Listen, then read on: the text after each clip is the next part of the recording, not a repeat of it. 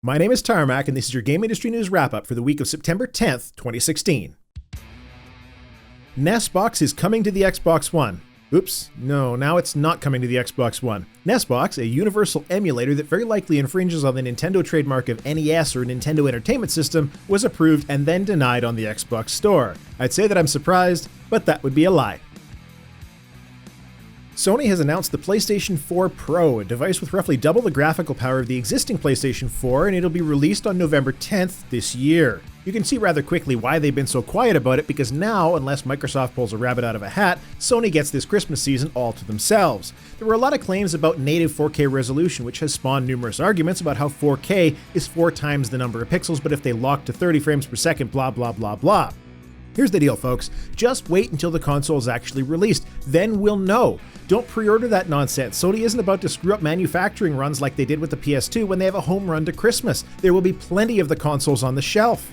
Though personally, if the devs have to lock their games at 30 frames per second in order to achieve this mystical 4K resolution, I'm not interested. Here's a little detail that they don't tell you when hawking 4K. 4K TVs have less than 10% market penetration, with the current estimate of only 33% by 2019. Don't let them make you feel guilty for being part of the vast majority and trying to sell you on something you don't already have. How about 1080p 60 frames per second guaranteed with ultra settings like on a PC? The PS4 Pro hardware could probably handle close to that, but no, 4K resolution is the next big buzzword that means very little, especially if their checkerboard interlacing trick turns out to be the truth and that it's hardly ever true 4K at all.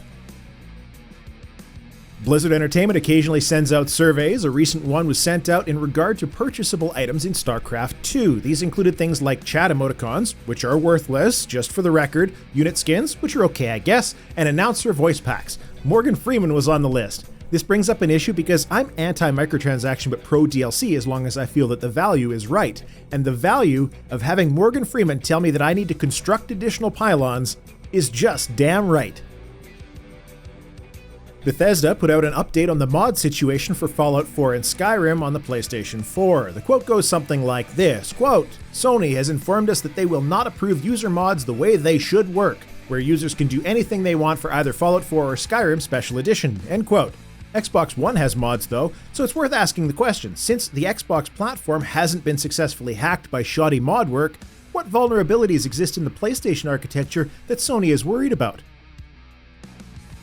To follow up that nugget of news, in an interview with The Guardian, Andrew House, the Sony chief executive officer, has said that the Xbox platform isn't the biggest Sony competitor. In fact, we owe the existence of the PlayStation 4 Pro to the PC platform competing with Sony in a big way.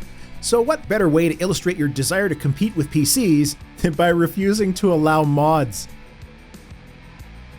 To swap over to Nintendo, Shigeru Miyamoto announced the first real Nintendo mobile phone title, because Miitomo doesn't count, which is going to be Super Mario Run. The game looks fun and is a basic side-scrolling auto-runner where you tap to jump. I gotta say, I think it'll be the year 2050, and Nintendo will still be releasing Mario games. And last, continuing to iterate on the amazing success of Rocket League, Psyonix has released patch 1.22, which adds the all-new Rumble mode into the game. The mode adds various special abilities, including things like a tether, a tornado, and a clown extendable boxing glove into the title. It's also worth noting that they almost killed Day9 by making him stop breathing.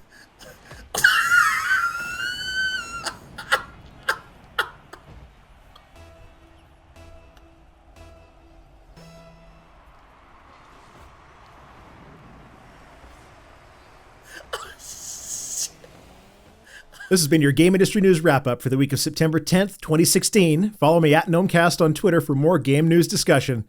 I'm Tarmack. Thanks for watching.